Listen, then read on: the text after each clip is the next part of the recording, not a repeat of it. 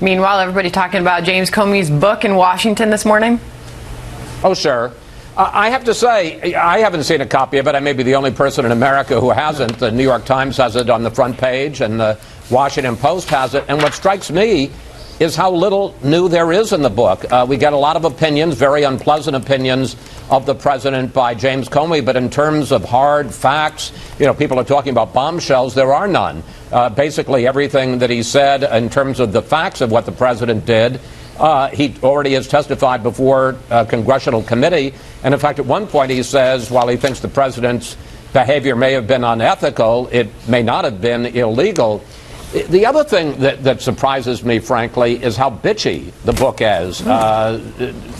Comey goes out of his way to say the president isn't as tall as he thought he was. He checked out the size of his hands the first time they shook hands, that he noticed that the president seemed to have little white half moons under his eyes. Maybe he had sun tanning goggles that he wore. I think one could argue that by getting into the kind of political food fight that James Comey has done more damage to his own reputation than he has to President Trump's.